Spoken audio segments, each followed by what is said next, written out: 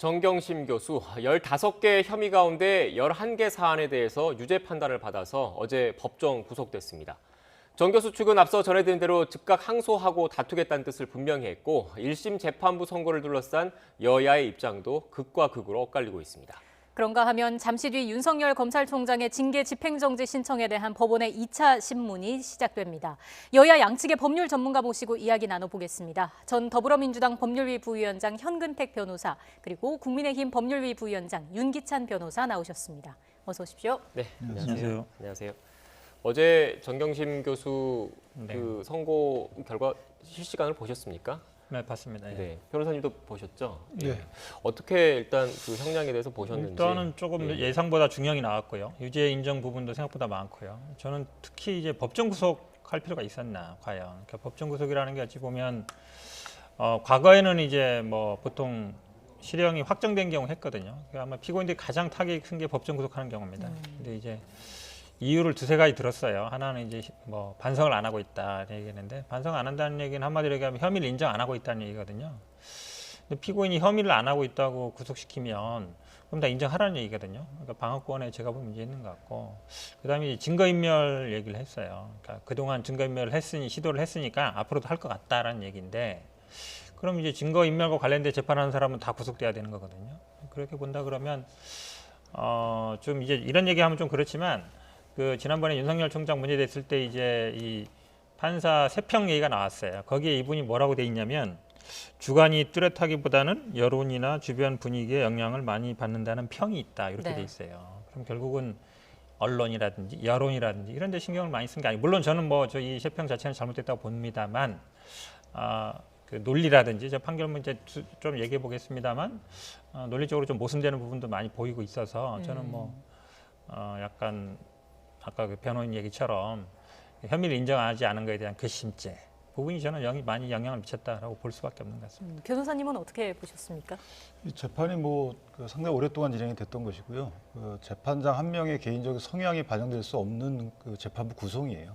이게 이제 대등재판부라 그래서 세 분 다 부장판사기 때문에 네. 또 주심은 따로 있고요. 그래서 재판부 성향이 구성 여부에 영향을 미쳤다라기보다는 어쨌든 증거 조사를 상당히 오랫동안 한 결과라고 볼 수 있고, 형량이 그렇게 가벼운 거로 보이지는 않지만 법정 구속 여부도 뭐 불구속 재판의 원칙상 불구속 재판 이후에 항소심 받도록 하면 좋겠지만, 어쨌든 정경심 교수에 대해서는 영장이 발부된 이후에 법원이 보석을 허가해 준 적이 없어요. 그 보석은 구속 만기 때문에 풀어준 것이지 보석을 허가할 만한 사유가 없었다고 봤기 때문에 그것이 이어져서 법정 구속으로 이어진 게 아닌가, 저는 그렇게 생각합니다. 네, 앞서 대등재판부 말씀하셨는데 네네. 이 관련된 이야기를 뭐 차후에 드리려고 했는데 좀 나온 김에 말씀을 드리겠습니다. 관련된 그래픽 있는데 한번 띄워주시겠습니까?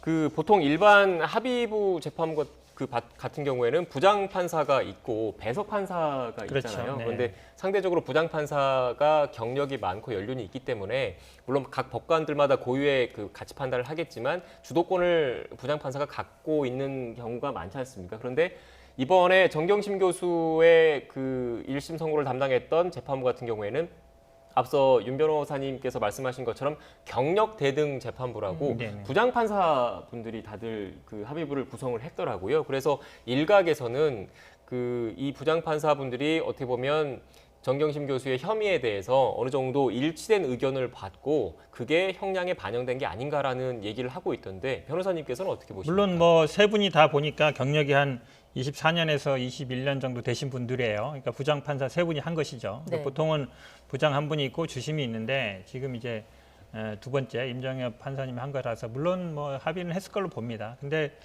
지난번에 언론 보도는 알겠지만 보시면 기존에 있던 판사하고 주심 판사하고 이 임정엽 부장판사 오면서 분위기가 많이 바뀌었다 그러죠. 왜냐하면 실제로 그 공소장 변경을 허가한가 말 건가, 그러니까 공소사실 동일성이 인정되는가 여부에 대해서 그전 판사는 안 된다 그러다가 이제 바로 인정해 준 게 있고요. 그다음에 아마 뭐 지금 정경심 측에 유리한 증인을 하는 거에 대해서는 굉장히 타박을 많이 했다 그래요.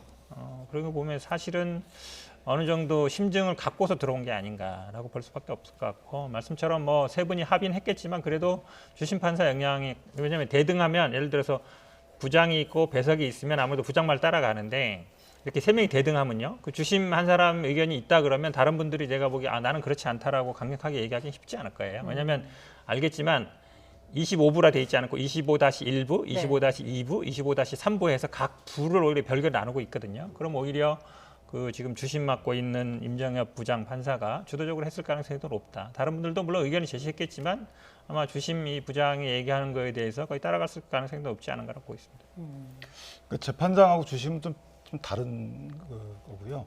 이 경력 대등은 또 대등하고 약간 달라요. 그냥 대등 재판부는 원래 고등부장 판사급이 하나 있고 재판장으로, 그다음 지방법원 부장급 판사가 둘이 이제 이런 재판부 원래 대등 재판부라고 하는 것이고, 지금 이제 지방법원급에 이렇게 2월달에 생긴 건데요. 경력 대등이라고 하는 것은 세 분이 또 경력도 똑같아요.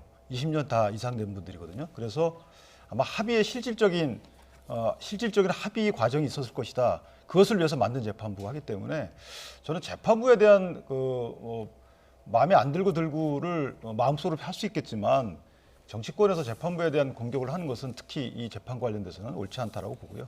방금 말씀하신 것 중에 공소 사실의 동일성과 관련돼서는 사실은 제가 알기로는 이 재판부는 공소 사실의 동일성이 인정되지 않는다. 예. 그러니까 9월달에 기소한 거하고 그 이후에 기소한 거하고 공소 사실 동일성이 인정되지 않기 때문에 공소장 변경을 허가하지 않고 그 일부 무죄 선고를 했거든요. 앞에 기소된 것은. 따라서 재판부별로 크게 차이가 없었던 걸로 저는 그렇게 기억합니다. 어제 그 윤 총장이 진행했던 조국 전 장관 가족 의혹 수사에 대한 법원의 1차 판단이 내려진 것이다. 이런 이야기에 대해서는 어떻게 보십니까? 뭐 그건 맞는 얘기죠. 왜냐하면 사실은 이제 조국 전 장관 수사가 큰 틀에 보면은 이제 사모펀드로 시작한 거거든요. 사모펀드가 결국은 뭐 권력형 아니냐, 결국은 이걸 이용해서 뭐 우회 상장도 하고 돈도 벌고 아니면은 뭐 수주도 받고 네. 이렇게 했던 거 아니냐였는데 그런 부분은 사실은 기소 자체가 안 됐어요. 지금 기소된 거 보면은 특히 이제 사모펀드 부분 보면은 이제 뭐 자본시장법 위반 같은 경우에는 뭐 허위 공시했다 이런 부분은 무죄가 났죠. 횡령 부분은 마찬가지고요. 지금 문제가 된 게 이제 비공개 정보 이용화가 아니냐 이런 부분이 약간 일부 의제가 난 것 같고 그 다음에 지금 뭐 금융실명제법이라든지 아니면 범죄 수익 은닉 이런 부분들은 뭐 제가 보기에는 당초의 수사 내용은 아니었던 것 같고 어제 형에서 아마 가장 16개인가 중에서 11개 정도 유죄 중에요. 대부분 7, 8개 정도는 다 인턴 그다음에 뭐 무슨 봉사 활동 아니면 뭐 그걸 이용해서 입시 문제 결국은 이제 개인 비리 문제가 저 주되게 많았다고 보고요. 형량도 제가 보기에는 그 부분에 더 영향을 많이 미쳤다라고 봅니다. 그렇게 본다 그러면 당초에 어쨌든 수사를 명분으로 삼았던 권력형 비리, 살아있는 권력하고 무슨 관계가 있을까요? 권력형 비리하고 저는 뭐 관계가 없다고 보거든요. 어제 유죄 나온 것들도 당초에 수사 명분은 많이 퇴색됐다라고 보고 싶습니다. 네, 지금 관련된 그래픽을 좀 크게 띄워주시겠습니까? 1심 관련된 얘기를 하셨으니까 추가적으로 좀 질문을 좀 드릴게요.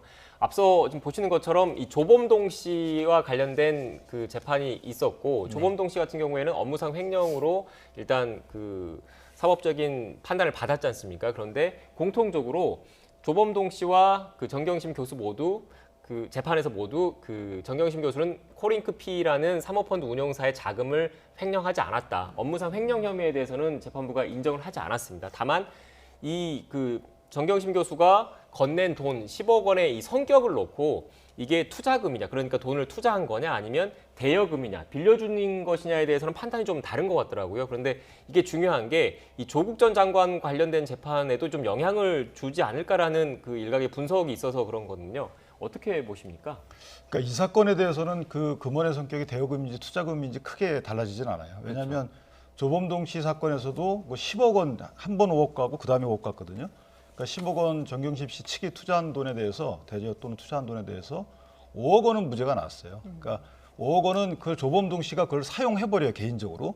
그런 이후에 회사 돈으로 이제 뭐 계약을 핑계 삼아서 돈을 줬기 때문에 이 부분은 조범동 씨가 횡령으로 인정이 됐죠. 네. 근데 조범동 씨의 횡령에 정경심 씨가 적극 가담했다, 정용했다 이런 증거가 없기 때문에 이 부분 정경심 씨도 이거 무죄가 된 거고요. 나머지 5억에 대해서는 그 돈이 코링코에 들어갔기 때문에 코링코를 위한 용도로 썼다라고 해서 조범동 씨조차 이 부분에 대해서 횡령죄가 안 됐거든요. 그러니까 결국 5억 원의 문제인데 이제 대여냐 투자냐의 문제는 애당초에 처음에 검찰이 수사할 때 중요했었어요. 왜냐하면 WFM이라는 회사를 인수해서 그 회사를 통해서 웰스 CNT라는 회사를 우회 상장시키려는 목적이었다라는 이제 세간의 풍문이 있었고 그것을 입증해가는 과정에서 실패했죠. 그다음에 말씀하신 것처럼 간접 투자 방식으로 코링코 PF의 실질적인 오너는 조국 내지 정경심 측이다. 근데 이제 누군가를 내세운 것이다 해서 코링코가 웰스 CNT나 아니면 WFM에 투자한 돈이 그 주식이 실제는 조국 전 장관 측이다라고 해서 이 부분이 이제 투자라고 그러면 실제 간접 투자 형식이지만 공직자윤리법을 일탈하기 위해서 이런 그 외관을 입힌 것이다. 뭐 이런 식의 이제 검찰 설명이 있었던 것인데 이전 일각에 이것이 이제 입증이 안 됐던 부분이에요. 그래서 향후에 조국 전 장관의 공직윤리법 위반 사건에는 다소 영향을 미칠 수 있어요. 투자냐 대여냐에 관해서. 그런데 정경심 씨의 항소심에는 제가 볼 땐 별 영향이 없다. 이렇게 봅니다. 뭐 저도 비슷하게 보는데요. 그러니까 투자냐 대여냐가 사실은 법에서는 뭐 형식적으로 가는 건 아니에요. 이분들도 보니까 10억 빌려주고 이제 차용증 썼잖아요. 그러면 일반인들은 대부분 이제 빌려준 거다 이렇게 얘기하고 법원에서 그렇게 인정될 가능성이 많은데요. 근데 실제 법에서는 실질을 어떻게 보냐면 수익이 나는 거에 관계없이 돈을 이자를 주게 되면 빌려준 거고 수익이 나면 났을 때 주고 수익이 안 났을 때 안 주면 이제 투자로 보는 거거든요. 네. 근데 이제 투자로 본다 그러면 어느 정도 그 회사에 관여를 할 수 있는 거고 빌려준 사람이라면 그냥 나는 나중에 이자 받다가 원금만 받으면 된다. 은행이랑 마찬가지로. 그러니까 일적으로 투자라 그러면 우리가 주식 생각하시면 되고 빌려준 거라면 은행 저축이라 생각하면 되는데요. 지금 말씀하신 것처럼 왜냐하면 이게 공직자윤리법에 아마 이때 이거를 아마 빌려준 돈으로 신고를 했던 것 같아요. 그러면 이제 빌려준 거라 그러면 문제가 안 되는데 이게 만약에 투자다 그러면 약간 그걸 회피하기 위한 거 아니냐. 공직자윤리법이라든지 아니면 그에 따른 이제 위계한 공무집행 방해 부분이 문제될 수 있는데 제가 봐도 사실은 뭐 이게 아주 큰 예를 들어 개인 간의 금전거래일 경우에는 이게 뭐 투자냐 대여금이 되게 중요해요. 그리고 근데 여기는 이제 형사 재판이기 때문에 중요하지 않은 것 같은데, 근데 어쨌든 투자로 갔을 때는 이 사모펀드에 대해서 관여할 부분이 많아진다. 의사결정. 그러니까 나중에 이제 횡령법이라든지 아니면 나중에 뭐 자본시장 위반법이라든지 이런 거 연결되는 거라서 일단은 변호인 입장에서는 대여금으로 가는 게 항소심에서도 그 부분을 계속 1심에서 대여금이라 주장했었거든요. 다른 재판부에서 대여금이라 인정했고 실제로 아마 고정적인 게 나갔던 것 같아요. 그러니까 투자가 되려면 고정적으로 나가면 안 됩니다. 그러니까 많이 줄 때 수익이 나면 많이 주고 안 나면 안 주고 해야 되는데 정기적으로 나갔어요. 네. 수익이 정기적으로 나간 거 보면 저는 아마 항소심에서도 계속 대여금 주장할 것 같고 받아줄 가능성도 있다고 봅니다. 네, 이 제가 한 부분이 가지만- 내용이 좀 어려워서 제가 좀 정리를 좀 한번 하겠습니다. 일단 투자금, 대여금 이 얘기가 조국 전 장관 재판과 연관이 있기 때문에 질문을 드리는 건데 조범동 씨 재판에서는 이 돈의 성격을 대여금, 그러니까 빌려준 돈으로 그렇죠. 인정을 했고 그 이번 정경심 교수 재판부는 투자금으로 그 판단을 했지 않습니까? 그런데 그 투자금으로 지금 조국 전 장관 재판부에서 판단을 할 경우에 공직자윤리법이나 이런 그 다른 혐의와 관련해서 좀 더 조 전 장관 측에 불리할 수 있다 이렇게 이해를 하면 되겠습니까? 기본적으로 그렇게 봐도 될 것 같습니다. 제가 하나만 보태면 아까 말씀하신 것 중에 이게 권력형 비리하고 전혀 상관없어. 권력형 비리에 관련된 것들은 전혀 인정이 되지 않았다. 이런 취지로 말씀을 주시는데 사실은 조 장관이 다른 혐의로 재판 중에 있어요. 그 중에서는 부산대 의전은 장학금 문제도 뇌물로 네. 있거든요. 그리고 유재수 감찰무마 사건도 있는 것이고 무엇보다도 권력형 비리라는 건 사건을 해결하는 과정에서 권력이 작용하면 그것도 권력형 비리예요. 예를 들면 이 사건도 조 장관께서 계속 공격하신 게 본인의 장관 임명직을 낙마시키기 위한 하나의 검찰 개혁 저항이다 이런 식으로 어떤 프레임을 짰거든요. 그것도 본인의 어떤 위치를 이 사건 해결에 영향을 미치려고 하신 거죠. 그래서 또는 어떤 셀럽이라는 이런 여러 가지 사회적 영향력을 이 사건 해결 과정에서 작용하게 했는지 안 했는지 작용했잖아요. 그래서 네. 이런 모든 것들이 권력, 사회적 지위든 아니면 공직자로서의 지위든 이런 권력들이 이 사건 해결 과정에서 결국은 반영이 돼 왔기 때문에 그래서 권력형 비리와 전혀 무관하다라고 보는 시각도 저는 조금 납득이 안 됩니다. 저는 한 가지 반박을 하면요. 이게 수사가 과연 언제 이루어졌고 어떻게 이루어졌는지 보면 돼요. 그러니까 만약에 다 알다시피 이제 법무부 장관으로 임명될 거라는 뉴스가 나오면서 시작될 거거든요. 그리고 인사청문회 하는 과정에 기소됐고 예. 그러면 결국 목적은 하나죠. 그러니까 법무부 장관 임명을 막겠다. 그거는 제가 보기에 윤석열 총장도 부인 못할 거라고 봐요. 그러면 이제 결국은 말씀처럼 이제 민정수석이 수석이 있거나 이럴 때 수사하는 거는 저는 뭐 그럴 수 있다고 봐요. 권력이 있을 때 한 거니까. 근데 지금 대부분의 이 정경심 교수 문제 되는 것들은 대부분 입시 문제예요. 상장이라든지 표창장이라든지 아니면 인턴 증명서라든지 그게 과연 법무부 장관의 어떤 권력과 무슨 관계가 있는지 제가 보기에는 의문을 가질 수밖에 없죠. 또 하필이면 법무부 장관의 하마평이 오르고 인사청문회 할 때 기소하고 수사하고 더구나 어찌 보면 중앙지검 그 당시에 있던 대부분의 이제 수사 인력을 동원해서 했는데 그게 과연 맞느냐? 제가 보기에는 시기적으로도 그렇고요. 수사의 강도도 그렇고 저는 적절하지 않다고 봅니다. 네, 시기적으로 말씀하셨는데 그 검찰이 정경심 교수에 대해서 기소한 날이 공소시효, 사문서 위조 공소시효가 끝나는 날이었거든요. 그래서 무리하게 먼저 기소를 한 것 아니냐 이런 그 지적을 하시는 거죠. 그렇죠. 이게 공소장 변경에도 문제가 되는데요. 그러니까 그 당시에 공소시효 문제됐던 거는 나중에 아마 이제 무죄를 받은 것 같은데 지금 이제 정경심 교수 측에서는 나중에 우리가 재발급 받은 거다 그렇게 얘기하는 거고 법원은 그 전에 받은 적이 없다. 아예 나중에 새로 만든 것이다 이렇게 얘기하고 있거든요. 거기서 네. 갈리는 거거든요. 근데 공소시효 때문에 만약에 했다 그러면 사실은 안 맞는 거죠. 결과적으로 보면. 근데 공소시효 만료되면 무조건 기소를 하고 나서 그 다음에 증거를 맞춰간다. 그러면은 사실은 수사 자체가 기소 자체가 공소시효 그냥 맞추게 하는 거거든요. 그러니까 그거 자체는 저는 법원이 좀 끊어줬어야 된다. 그러니까 기소권 남용이다. 그러니까 이렇게 기소하면 안 된다라고 끊어줬어야 돼. 안 그러면 앞으로도 검찰은 그렇게 할 겁니다. 일단은 공소시효 앞두면 기소부터 해요.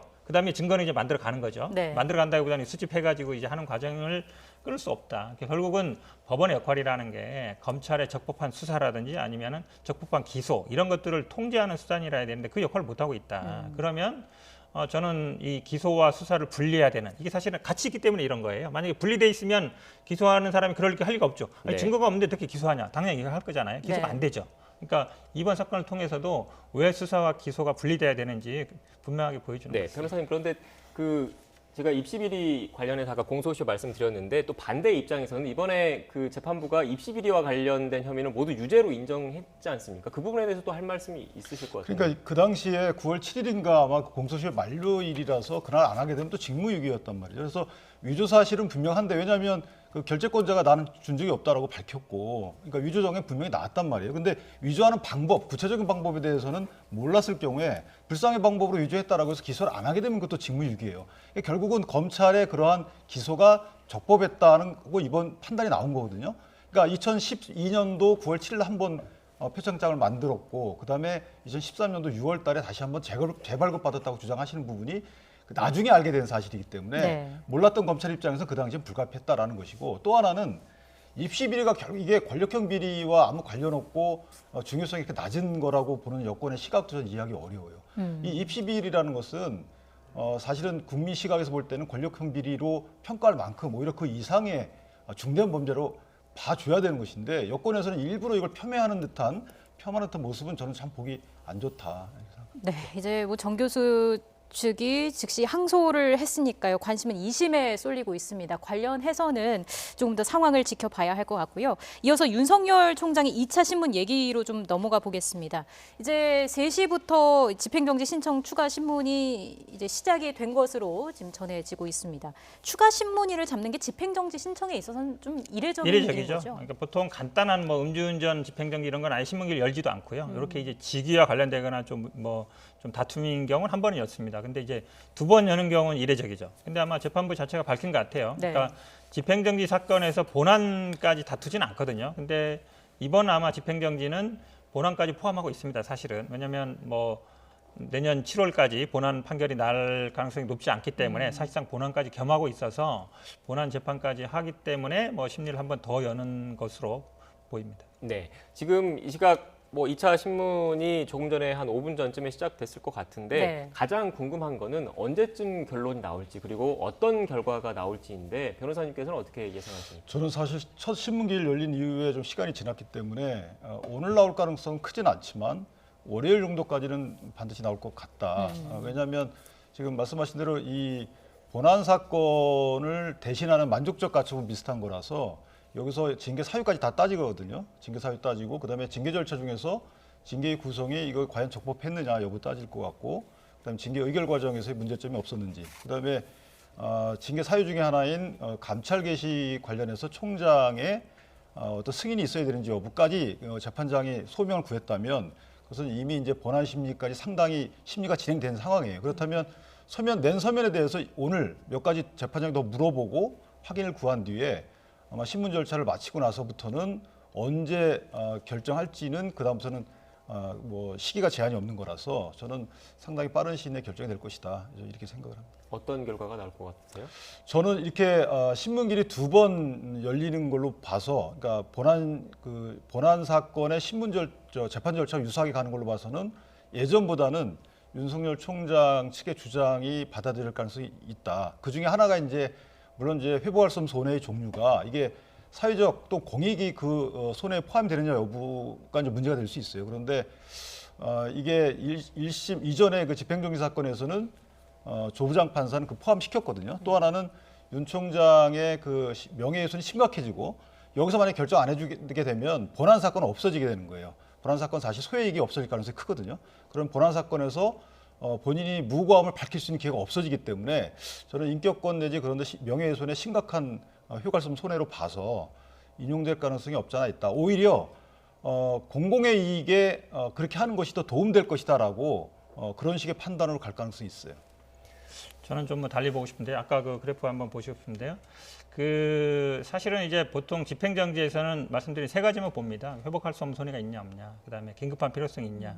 그 반대 측에서 주장하는 게 이제 공공복리 얘기하는 거죠. 그러니까 위에 3개는 이제 통상시에도 아마 그 집행정지에 다룬 내용인데 밑에 4개 부분은 집행정지에서는 안 다루, 본안에서 다룰 내용이거든요. 근데 지난번하고 비교해 보면 그 지난번에 직무배제 집행정지 할 때는 사실은 판단했어요. 그 어쨌든 회복하기 없는 손해, 회복하기 어려운 손해라든지 공공복리 다 판단을 했거든요. 그 당시 가장 큰 논리가 어찌 보면 검찰총장의 임기제, 그다음에 임기를 보장해 줘야 된다는 거, 그다음에 뭐 정치적 독립성 얘기했는데 이제 본안까지 다툰다라고 본다 그러면 저는 법무부 측이 조금 유리하게 가고 있다라고 보고요. 지금 아마 중요한 내용들이 뭐 징계위 구성, 절차적인 문제죠. 적법하냐 안 하냐. 근데 그동안 사례를 비교 안 할 수 없죠. 그러니까 이번처럼 아마 징계위를 2번 열고 증인신문 많이 하고 열람등사 인정해주고 이런 징계위는 저는 거의 본 적이 없어요. 대부분 그렇지 않거든요. 그다음에 개별 징계 사유도 보겠지만 재판부 분석 문건의 용도가 뭐냐. 이건 당연히 검찰이 물어보는 거죠. 왜 만들었냐 하는 거거든요. 그러니까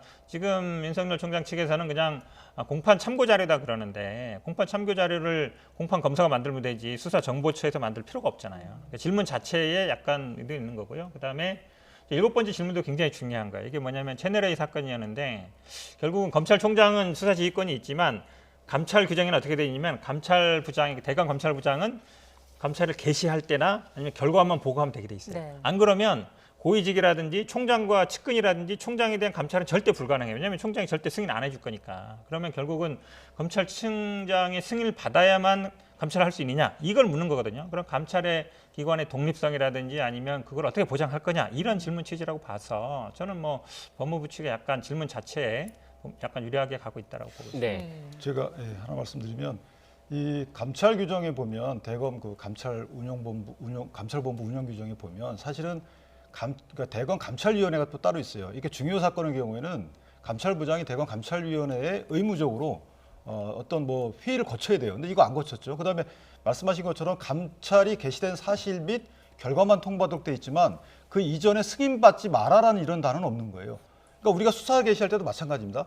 검찰총장의 수사 개시 승인권이 없애는 이런 게 아니에요. 이것도 마찬가지예요. 감찰 규정 잘 보면 감찰부장은 검찰총장의 승인이 있거나 지시를 받아서 감찰을 개시하는 것인데 감찰 개시했다는 사실만 통보하고 그 이후부터는 지휘를 받을 필요 없다. 그리고 결과만 통보해. 이런 말이지 이게 감찰 개시 그 여부를 승인받지 말라는 이런 규정이 아니거든요. 그래서 그 부분은 아마 오해에서 뵀던 것이라서 재판장이 그 부분을 아마 지적한 것이 아닌가라는. 법 네, 얘기해서 좀 죄송한데 시간이 얼마 남지 않아가지고 오늘은 좀 여기서 정리를 해야 될 것 같습니다. 지금 두 분께서 말씀하셨던 것처럼 첨예하게 입장이 엇갈리고 있습니다. 오후 3시부터 윤석열 총장의 징계에 대해서 집행정지 신청 2차 신문이 열리고 있는데 이 자리에서도 양측이 격론을 벌일 것으로 보입니다. 재판부가 어떤 판단을 내릴지 지켜봐야 할 것 같습니다.